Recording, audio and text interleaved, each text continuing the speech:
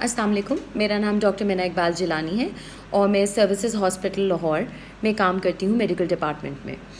आज हम जिस बीमारी के मुतालिक बात करेंगे वो है ज़ियाबतीज़ या डायबिटीज़, या जिसको हम आम अल्फाज में शुगर का मर्ज़ भी कहते हैं। हम सबसे पहले बात ये करेंगे कि ये मसला क्यों आता है और क्यों होता है, कैसे इसकी फंक्शनिंग होती है।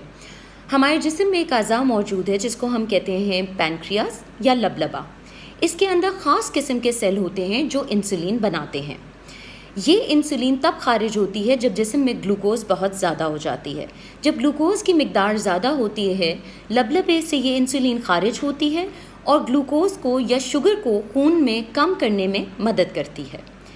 शुगर में मुब्तला अफराद में या तो ये सेल बिल्कुल मौजूद नहीं होते, जिसकी वजह से शुरू से ही इंसुलिन नहीं मिल रही होती और इंसुलिन अंदर से ही लबलबे से खारिज नहीं हो रही होती, या फिर ये सेल जो हैं वो कम काम कर रहे होते हैं जिसकी वजह से इंसुलिन की मिकदार में कमी होती है। ये वजूहात होती हैं जिसकी वजह से मरीज़ को या मुख्तलिफ़ अफराद को शुगर का मर्ज़ होता है। अब हम आगे बात करते हैं कि शुगर की कितनी किस्में होती हैं। शुगर की बहुत सारी इकसाम होती हैं। टाइप 1 डायबिटीज़ मेलाइटस और टाइप 2 डायबिटीज़ मेलाइटस इसमें से सबसे आम तौर पे पाई जाती हैं। टाइप 1 डायबिटीज़ मेलाइटस को खुदकार बीमारी भी कहा जाता है, जिसको हम ऑटो इम्यून डिजीज़ कहते हैं। इस खुदकार बीमारी के साथ या ऑटो इम्यून डिजीज़ के साथ और बहुत सी बीमारियां भी मुंसलिक होती हैं। ये उम्र में 30 साल से कम लोगों में पाई जाती है या बचपन से बच्चों में देखी जाती है। इसमें शुरू से ही मरीज़ की इंसुलिन नहीं बन रही होती, इसलिए शुरू दिन से मरीज़ को इंसुलिन पे डाला जाता है और उनको इंसुलिन पे ही रखा जाता है सारी ज़िंदगी के लिए।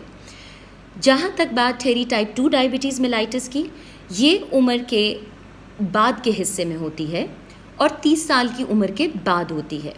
इसमें सबसे ज़्यादा जो आम तौर पे वजूहात सामने आती हैं उसमें इंसान की बढ़ती हुई उम्र है, मोटापा, इसके साथ साथ जीनियाती जो ट्रांसमिशन होती है, यानी कि जिनको आप जेनेटिक कहते हैं या इनहेरिटेंस होती है, उसमें आपके वालिद वालदा को अगर शुगर का मसला हो, बहन भाइयों में से हो, तब भी आपको आप शुगर के मर्ज़ में मुब्तला हो सकते हैं। इसके साथ साथ हमारी जो नस्ल है, मतलब एशियंस में और अफ्रीकन्स में, ये बहुत आम तौर पे देखा जाता है कि ये मर्ज़ पाया जाता है। अब हम शुगर की कुछ अलामात के बारे में बात करते हैं, जिसमें शामिल है कि मरीज़ को बार बार रात को पेशाब आता हो और उसकी हाजत महसूस होती है, जिसके लिए उसको उठ के जाना पड़ता हो, या बहुत ज़्यादा प्यास लगती हो, एकदम से वज़न में कमी आ गई हो, या फिर हाथ और पाँवों में सुइयाँ चुभती हों या हाथ पैर सुन्न रहते हों, पट्ठों में खिंचाव महसूस होता हो, मूड में चिड़चिड़ापन, उदासी रहती हो। ये सब शुगर की अलामात में आता है। इन अलामात के ज़ाहिर होने के बाद आप फ़ौरन अपने करीबी डॉक्टर से रुजू कीजिए, जो आपको शुगर की बीमारी की तशख़ीस के लिए कुछ टेस्ट तजवीज़ करेंगे। उन टेस्ट में अमूमन HbA1c शामिल होता है, जो अगर 6.5 से ज़्यादा हो तो इसका मतलब है कि मरीज़ को ज़ियाबतीज़ का मसला है। अगर ये 6.5 से कम है, इसका मतलब है कि मरीज़ को शुगर होने का ख़दशा है या ज़ियाबतीज़ होने का ख़दशा है, लेकिन वो बहुत सी चीज़ों से कंट्रोल भी किया जा सकता है और मरीज़ की मदद की जा सकती है वज़न कम करने के ज़रिए और चीज़ों के ज़रिए, जो मैं अभी आपको बाद में भी बताऊंगी कि किस तरह वो HbA1c या शुगर लेवल्स को कंट्रोल में लाया जा सकता है। शुगर लेवल्स की जो हद होती है, अगर तो खाली पेट शुगर, जो 12 घंटे खाली पेट होने के बाद शुगर का लेवल होता है, अगर वो 100 मिलीग्राम पर डेसीलीटर से कम है, इसका मतलब ये नॉर्मल शुगर है। अगर खाने के 2 घंटे के बाद 126 मिलीग्राम पर डेसीलीटर से कम आ रही है शुगर, तो इसका मतलब ये भी नॉर्मल है। कोई भी शुगर लेवल्स जो इससे ज़्यादा आ रहे होंगे, उसके लिए शुगर की तशख़ीस के लिए और टेस्ट तजवीज़ किए जाएंगे। HbA1c उनमें से एक टेस्ट है। ओरल ग्लूकोज टॉलरेंस टेस्ट होता है, जो कि लेबॉर्ट्री में जाके करवाया जाता है। ज़ियाबतीज़ की तशख़ीस में जो टेस्ट शामिल हैं उसमें HbA1c है, जिसका मैंने पहले भी जिक्र किया है। उसके अलावा ओरल ग्लूकोज टॉलरेंस टेस्ट है और इसके साथ साथ यूरिन फॉर ग्लूकोज है, जिसमें हम पेशाब में शुगर की मिकदार चेक करते हैं। شوگر چیک کرنے کے لیے ذیابیطیز کے مریض گھر میں بھی گلوکومیٹر کا استعمال کر سکتے ہیں جس سے وہ اپنی شوگر چیک کر لیں۔ شوگر کی پیچیدگیوں میں بہت ساری چیزیں شامل ہیں جو کہ بہت ضروری بھی ہیں، اور اکثریت میں وہ نظر انداز اس لیے ہوتی ہیں کیونکہ شوگر اتنی کنٹرول میں ہی نہیں ہوتی اور اس کی وجہ سے پیچیدگیاں پیدا ہونا شروع ہوتی ہیں، جس میں دل کا اٹیک، اس کے ساتھ فالج کا اٹیک، گردوں کا فیل ہونا، آنکھوں میں دھندلا دکھائی دینا، اس کے علاوہ سفید موتیاں اتر آنا جس کو ہم کیٹریکٹ بھی کہتے ہیں، اس کے ساتھ ہاتھوں پیروں کا سن ہونا، ان میں سوئیاں چبھنا، یہ سب ذیابیطیز کی پیچیدگیاں ہیں۔ اب ہم سب سے اہم بات کی طرف آئیں گے جو کہ ذیابیطیز کے علاج سے متعلق ہے۔ ذیابیطیز کے علاج میں سب سے اہم کردار جو ادا کرتا ہے وہ مریض خود ہے۔ ڈاکٹر سے باقاعدگی سے رجوع میں رہیں، اپنے شوگر لیولز کا خاص خیال رکھیں، انہیں برابر اور مسلسل چیک کیا جائے۔ اس کے علاوہ متوازن غذا کا استعمال کریں، روزانہ ورزش کریں۔ متوازن غذا کا مطلب یہ ہے وہ غذا جس میں کاربوہائیڈریٹ، فیٹ اور پروٹین کی مقدار مناسب ہو۔ کاربوہائیڈریٹ ایک ایسی چیز ہے جو جس بھی کھانے کی اشیاء میں زیادہ ہوگی اس سے شوگر لیولز بڑھتے چلے جائیں گے، اس لیے کوشش کریں کہ کاربوہائیڈریٹ کا استعمال کم ہو۔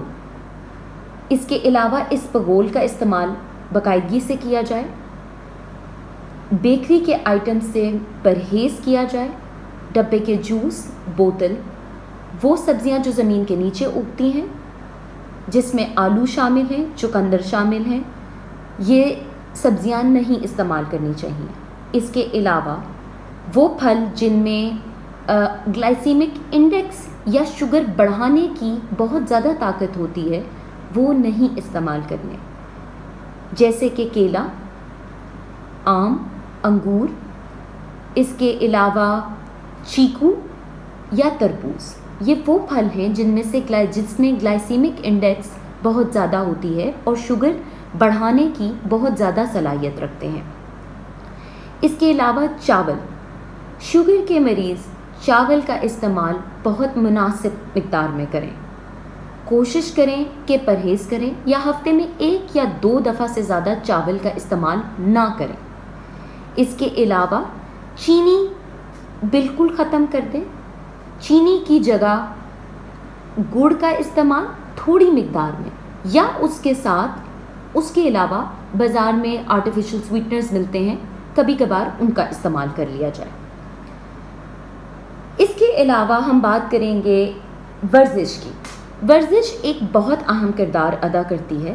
آدھا گھنٹہ صبح یا شام میں 5 دن اگر ہفتے میں ورزش کر لی جائے جس میں واک شامل ہوتی ہے، برسک واک جس کو آپ کہتے ہیں کہ تیز چہل قدمی، وہ کی جائے تو اس سے بھی شوگر لیولز بہت کنٹرول میں آتے ہیں۔ اس کے علاوہ وہ افراد جن کا وزن بہت زیادہ ہے، سب سے زیادہ ضروری ان کے لیے یہ ہے کہ وہ اپنا وزن کم کریں۔ وزن جتنا کم ہوگا اتنے شوگر لیولز کنٹرول میں آئیں گے۔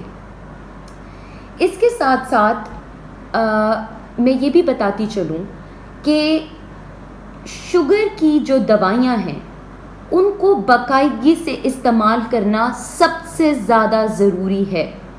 آپ اپنی مرضی سے دوائی نہیں چھوڑ سکتے اور نہیں چھوڑنی چاہیے جب تک کہ آپ کے ڈاکٹر کا مشورہ نہ ہو۔ اس کے علاوہ انسولین، بہت سے مریضوں میں یہ دیکھا جاتا ہے کہ وہ انسولین کا استعمال کرنے سے تنگ ہوتے ہیں یا نہیں کرنا چاہتے، یا ان کی کوشش ہوتی ہے کہ انسولین پہ نہ آیا جائے۔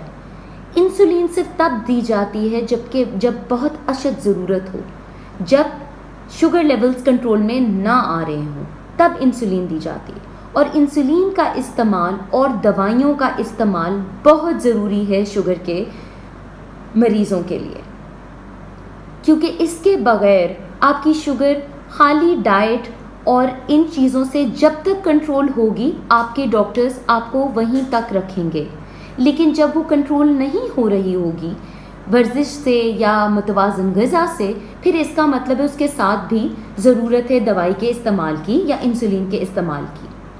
انسولین کی ڈوز کو خود سے مت تبدیل کیجیے جب تک کہ آپ کے ڈاکٹر کا مشورہ نہ ہو۔ یہ ساری چیزیں بہت اہم رول اور بہت اہم کردار ادا کرتی ہیں آپ کی شوگر کی کنٹرول میں، جو کہ آپ کو بعد کی شوگر کی پیچیدگیوں سے بچاتی ہے۔ امید ہے کہ آپ کو یہ ویڈیو اس نے ہیلپ کیا ہوگا، آپ کی مدد کی ہوگی شوگر کے بارے میں۔ جو کچھ میں سمجھا سکتی تھی وہ میں نے سمجھایا ہے، اور امید ہے کہ آپ کو سمجھ آئی ہوگی۔ باقاعدگی سے اپنی شوگر لیولز چیک کیجئے، اپنی دوائیوں کا باقاعدگی سے استعمال کیجئے اور اپنا خیال رکھیے، کیونکہ اگر آپ اپنا خیال نہیں رکھیں گے تو جب اپنی مدد آپ نہیں کریں گے تو کوئی آپ کی مدد نہیں کر سکتا۔ یہ بہت ضروری ہے، اور امید ہے کہ اس ویڈیو سے آپ کی مدد ہوئی ہوگی۔ Thank you.